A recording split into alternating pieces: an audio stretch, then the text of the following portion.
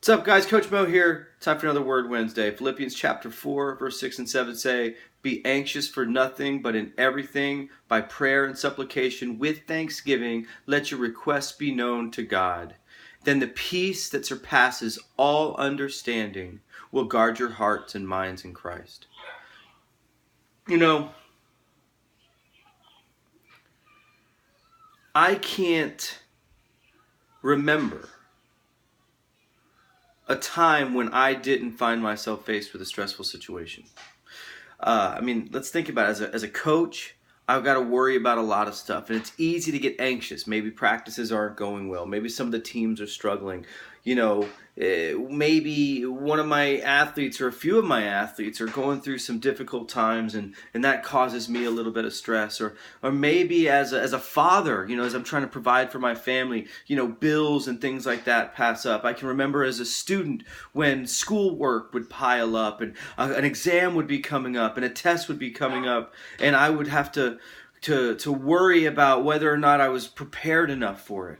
Same thing happens at competitions, For all of us, we go in and we there's a sense of anxiety, a sense of worry that comes over, some adrenaline, but then some anxiety about what's getting ready to take place.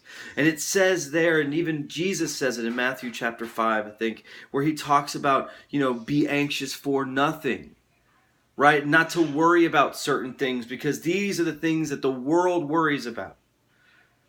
Paul is saying there, he says, hey, don't be anxious for anything, but in every circumstance, in every situation, wherever you may find yourself, however difficult, however uncomfortable, however uncertain and unsure you may be about whatever is going on, do not be anxious, do not worry, but bow down to the Father, and by prayer, with thanksgiving, knowing that no matter the circumstances, the outcome of what you're going through, no matter what happens, he will provide for you, and it will work to his glory and his benefit. And you're thankful for that, because when you suffer through the difficult times, you grow.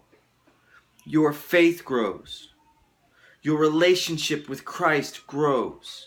And then your experience and in your faith and the preparation that God is giving you so that you can be a blessing to other people who may be going through similar circumstances.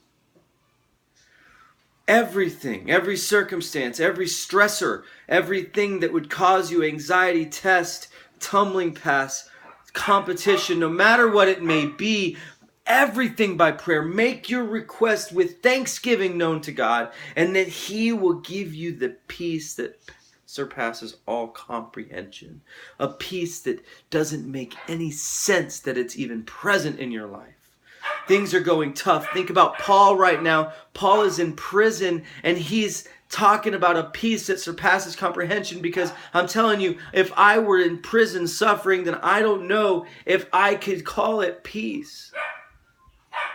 Definitely not a peaceful situation. What about in the midst of a competition, or in the midst of an exam, or in the midst of difficult life circumstances? Where are you going to find peace? And how could it be possible that peace would even be there?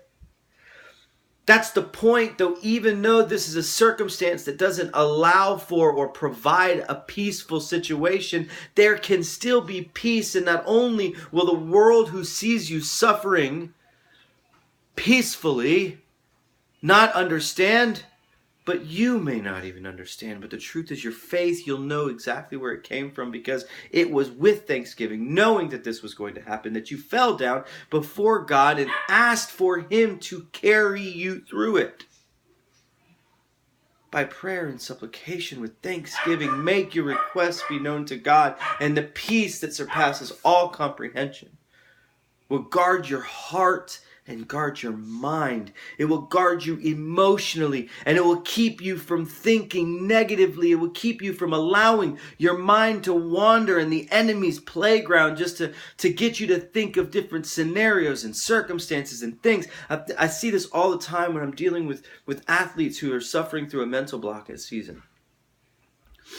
And this fear and this irrational fear, this anxiety gets their hearts and their emotions in it. They start crying, they start shaking, they start getting scared. And then other times they start playing over and over in their minds these scenarios, things that they've not even experienced, but it's a true thing. It's an actual emotion and mental situation. It's not a joke or a game. It's a real situation. It's a real life struggle. And you know what? They start, their minds start to churn, and they start to come up with these different situations like I just said, and it's scary to them, and that's what gets them. And what he's saying is that if you come with thanksgiving and bow yourself fully open to him, and you bring this to him prayerfully, thankfully, understanding that no matter how long it takes for you to get through it, he will guard your heart and he will guard your mind in Christ.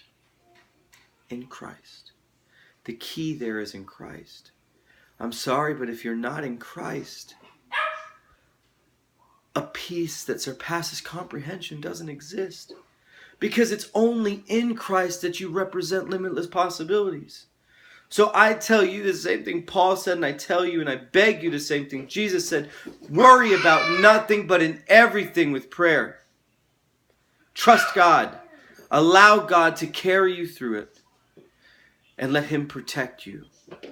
Let him protect your heart and your mind. And experience the peace that you can only experience having submitted everything to Christ. Word Wednesday, guys. I love you.